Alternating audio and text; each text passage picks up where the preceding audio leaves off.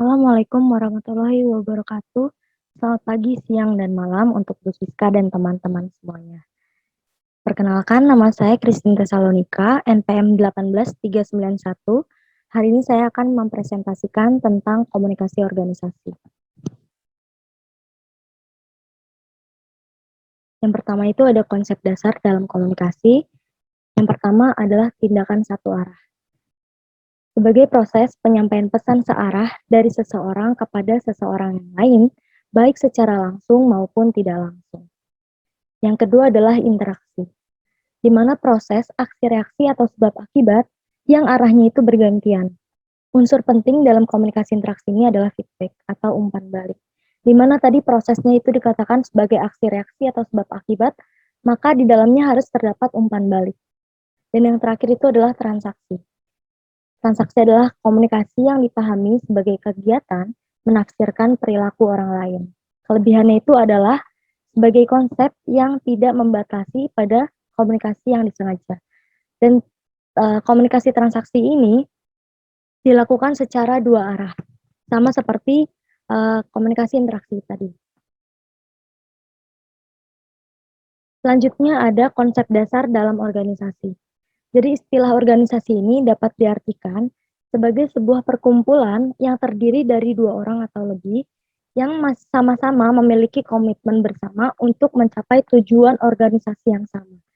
Dan di dalam organisasi tersebut terdapat hubungan antara anggota dan kelompok tersebut, serta antara pemimpin dan anggota yang dipimpin atau bawahannya. Hal ini dikatakan oleh Beach dan Reinhardt tahun 2004 dan Bass dan Middlewood di tahun 2005.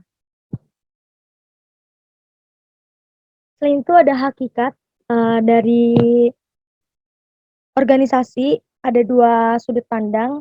Organisasi yang pertama itu adalah organisasi dipandang sebagai wadah, tempat di mana kegiatan administrasi dan manajemen itu dilakukan. Dan sudut pandang yang kedua itu sebagai proses yang berusaha menyoroti interaksi atau hubungan antara orang-orang yang terlibat di dalam organisasi itu. Apa sih relevansi komunikasi dan organisasi? Jadi, di dalam organisasi, untuk mencapai tujuan suatu organisasi, maka diperlukan adanya sebuah proses komunikasi, di mana proses komunikasi itu dapat mentransfer pesan-pesan dari pengirim ke penerima yang lain. Sehingga ide-ide pokok, ide-ide pikiran dari setiap anggota dapat tersalurkan dengan baik dengan adanya proses komunikasi tersebut. Umumnya organisasi itu tergantung kepada komunikasi untuk mencapai tujuannya, seperti yang sudah saya katakan tadi. Dan di sini penelitian itu sudah dilakukan oleh Michael J. Stoll, itu menunjukkan bahwa orang-orang dalam organisasi menggunakan 69% dari hari-hari kerja mereka dengan menggunakan komunikasi verbal, baik itu berbicara, mendengar, menulis, ataupun membaca. Namun bukan berarti komunikasi yang lain seperti nonverbal itu tidak penting di dalam organisasi. Apa sih fungsi komunikasi dalam organisasi? Sudah saya katakan tadi, komunikasi itu memungkinkan orang-orang untuk bertukar informasi. Karena setiap anggota juga butuh informasi guna mencapai tujuan yang sama. Sehingga tidak dari satu sudut pandang saja informasi didapatkan, melainkan dari berbagai pihak kita bisa mendapatkan informasi dan dapat ditukar dengan menggunakan proses komunikasi.